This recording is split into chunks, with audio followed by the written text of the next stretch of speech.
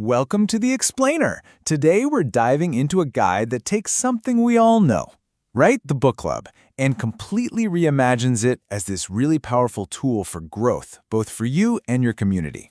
It's a fascinating look at how a simple idea can be totally transformed. Okay, so let's start with what really sets these apart. I mean, on the surface, they look pretty similar, but this guide says the difference is fundamental.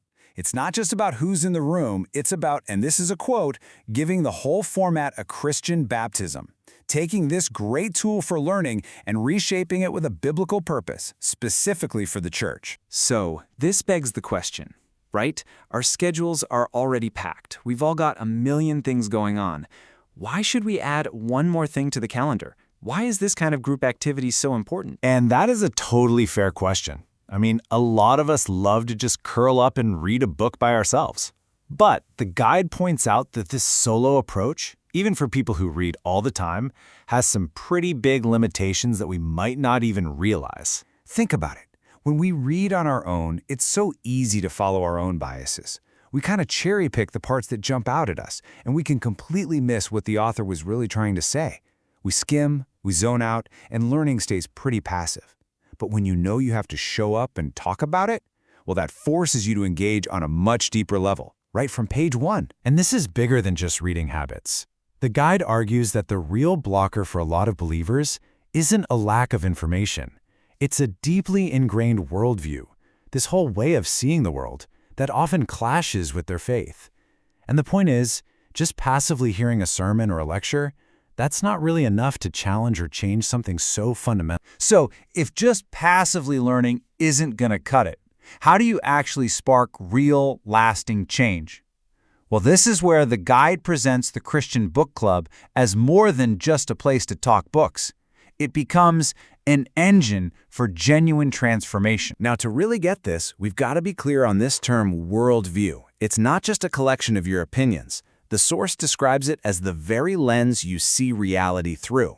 It's like the operating system running in the background of your mind, influencing not just what you think, but everything you do. And man, once that's set, it is incredibly hard to change. Now, what I find really cool is how this guide breaks down such a complex thing into 2 simple steps. First, you've got your own homework. You read the book alone, and you're not just reading words, you're really wrestling with the author's whole worldview. But then comes step 2, community refinement. You bring your thoughts to the group where they get discussed, debated, and really put to the test. It helps you see your own blind spots. So here's the kicker. This 2-step process is designed to take an idea from being just a concept in your head and to really root it in your heart. The goal isn't just to know something new.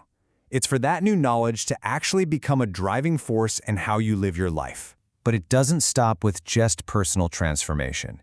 The guide argues that the group itself unlocks a whole other level of practical insight, stuff you just can't get on your own. I love this metaphor, a fountain of wisdom.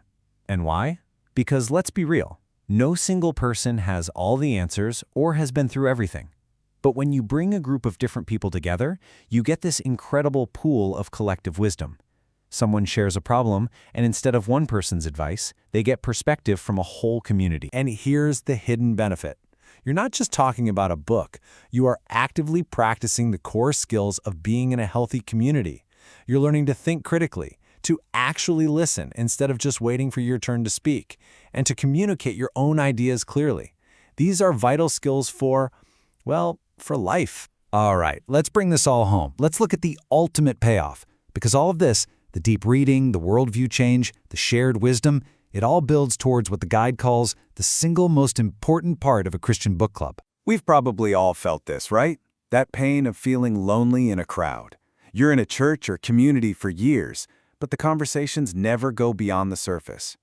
This guide says the book club is the perfect setting to fix that.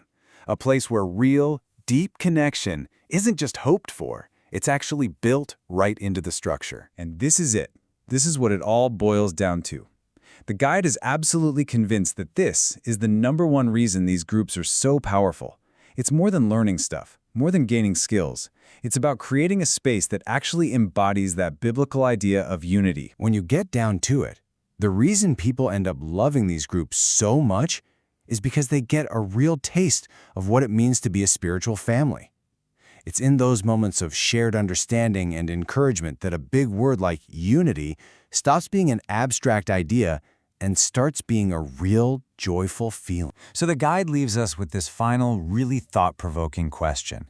In a world that tells us to be so individualistic, it asks us to stop and think, what if the transformation we're looking for isn't found by ourselves after all? What if it's waiting for us in the simple, powerful act of just reading and talking together?